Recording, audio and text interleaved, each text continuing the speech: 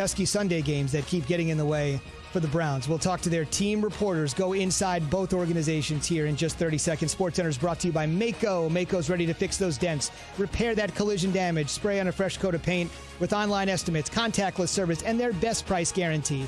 Come to Mako and roll out refreshed. Go to Mako.com to get started and find a shop near you.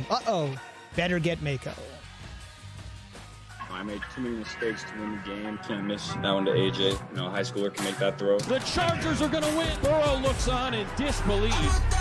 Mayfield the throw his pass deflected and kicked off. Yeah. We just have to be better next time. There's no way around it. No excuses. The good teams, they don't let one mistake turn into a bunch. Never stop trying to put me in a box, boy. You can never frame me. On to Cincinnati.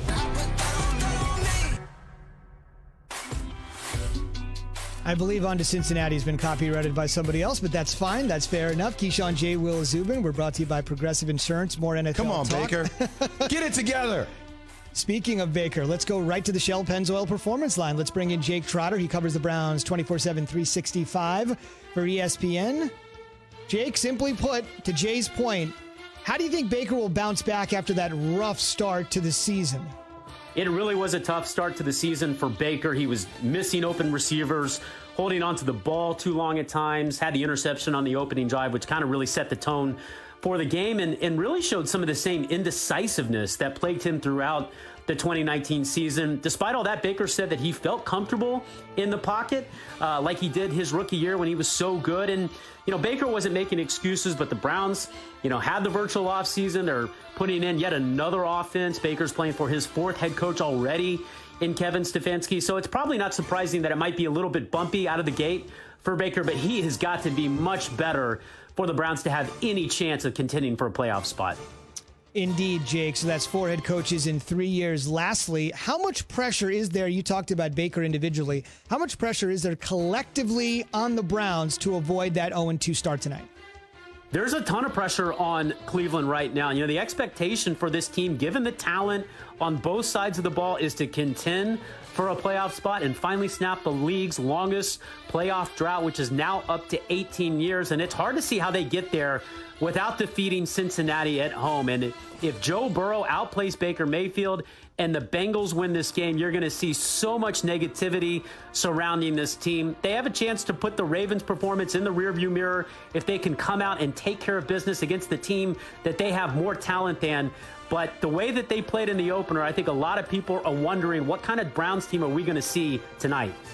Very interesting question. We'll find out tonight. The weekend starts today, is brought to you by DraftKings, America's top-rated daily fantasy app. So, all right, Key, Jake sort of answered it in his opinion, but from your opinion, having played the game, it is just week 2. But what is the pressure on the Browns tonight? Oh, it's a lot of pressure. It's heavy pressure. You go 0-2, just like Jake said, people, it's gonna get ugly in Cleveland at 0-2, given the fact that they got everything aligned for them from a talent standpoint. I don't need to go through every single player, but just on the defensive side of the ball, Denzel Ward's over there, Myles Garrett's over there. Offensively, you got OBJ, you got Chubb, you got Kareem Hunt, they just paid a little bit of money to, and then you got Baker Mayfield.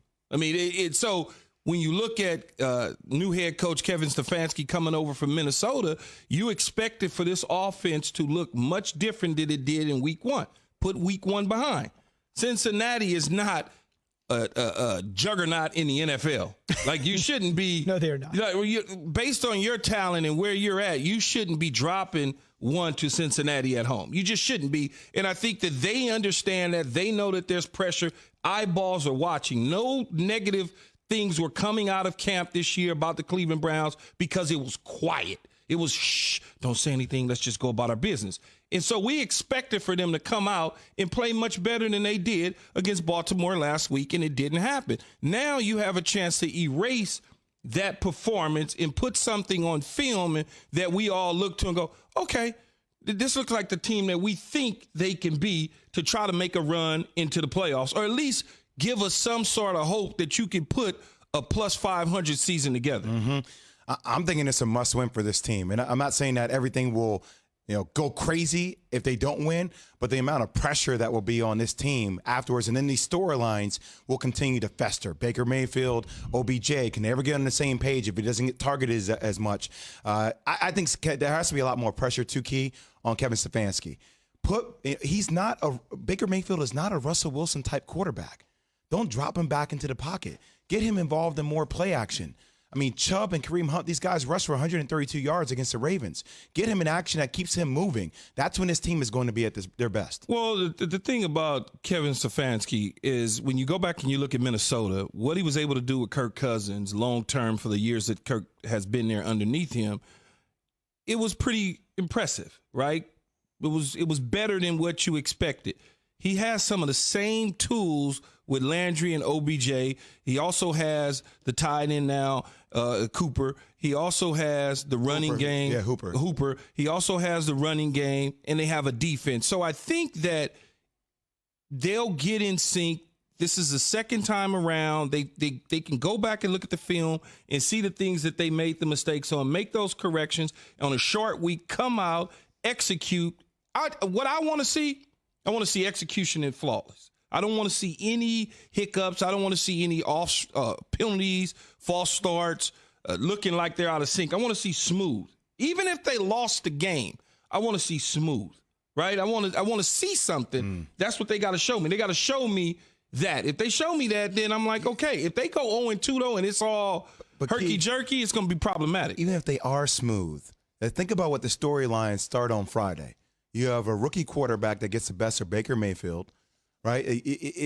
You have all these pieces, and then the questions continue to loom. Like, how do you have all these offensive weapons and you can't get the job done? I mean, granted, a lot depends on the way they lost, but the stories will only compound if they lose. I don't think you can lose this game, not to a rookie quarterback. They can't lose, but if they do, as long as something positive comes out of it, I mean, the game could be 21-21 late in the fourth quarter, and it could be a 50-yard field goal, and they lose the game. I just still don't see us extracting positives out of a loss for the Browns. No, you maybe not from a media standpoint, but I'm talking internally from a team standpoint. That's most important. They can't worry about us.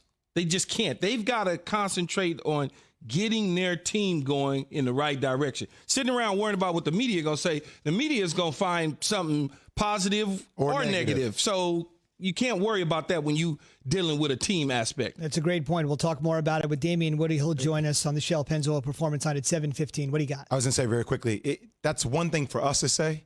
It's another thing to go back to when we were both players and you're in the locker room, and it may not have affected Keyshawn Johnson, but it could affect a Baker Mayfield. It could affect an OBJ. Well, Baker Mayfield and OBJ better get their head out the sand. I know, but not everybody's built psychologically the way that you're built. They better get built that way. And we know how it is. Post-game, if you're in the locker room, having all the press ask you all these questions, you go back home to your respective families or your agents. People are saying things that you need to do. If you're in a contract year, whatever it is, all these things start to fester. I don't care what anybody says. Not everybody's built as strong psychologically as Keyshawn Johnson. No, that's true, though, Jay. But what I'm saying, though, is you have to take care the internal part. The noise outside is going to be there. You cannot satisfy fans when you're trying to get things corrected internally. They have to get things corrected. The offense has got to move and put points on the board. Baker Mayfield has got to play better. He can't worry about throwing an interception in, well, they won't be booing because nobody will be in the stands, but he can't worry about somebody in a headline saying, Baker does it again, another pick. You cannot worry about those things. You've got to take care